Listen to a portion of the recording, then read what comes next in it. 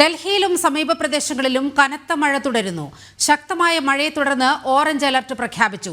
ഇടിമിന്നലോടുകൂടിയ മഴ തുടരുമെന്നും കാലാവസ്ഥാ നിരീക്ഷണ കേന്ദ്രം അറിയിച്ചു. വിവരങ്ങളുമായി ജിഷ്ണു കൃഷ്ണൻ ചേരുകയാണ്.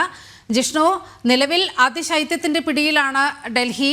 ഇപ്പോൾ മഴ കൂടി വന്നിരിക്കുകയാണ്. എന്താണ് കാലാവസ്ഥാ നിരീക്ഷണ കേന്ദ്രം നൽകുന്ന മുന്നറിയിപ്പ്?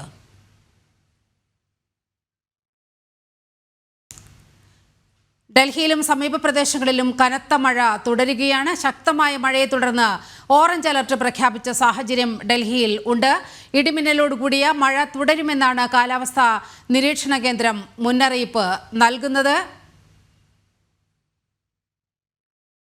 ഇപ്പോൾ തന്നെ അതിശൈത്യത്തിന്റെ പിടിയിലാണ് ഡൽഹി. വിവരങ്ങളുമായി ജിഷ്ണു കൃഷ്ണൻ ചേരുകയാണ്. ജിഷ്ണു, കനത്ത മഞ്ഞിനൊപ്പം മഴ കൂടി ഡൽഹിയെ പിടിച്ചുലയ്ക്കുകയാണ്. വിവരങ്ങൾ.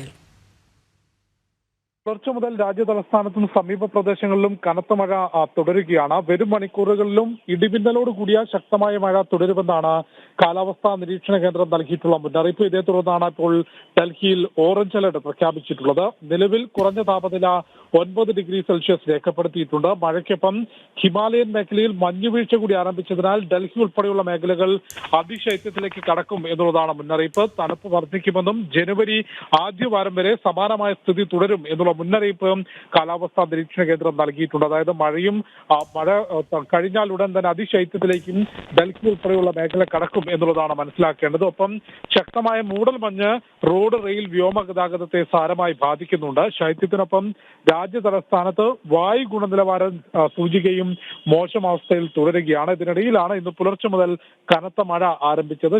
ഇടിമിന്നലോട് കൂടിയ ശക്തമായ മഴ തുടരും എന്ന മുന്നറിയിപ്പിനെ തുടർന്ന് ഓറഞ്ച് അലർട്ട് പ്രഖ്യാപിച്ചിട്ടുണ്ട്. ശരി, ഡൽഹിയിൽ അതിശൈത്യത്തിനൊപ്പം ഇടിമിന്നലോടുകൂടിയ കനത്ത മഴ തുടരുമെന്ന് കാലാവസ്ഥാ നിരീക്ഷണ കേന്ദ്രത്തിന്റെ മുന്നറിയിപ്പ് വന്നിരിക്കുകയാണ്.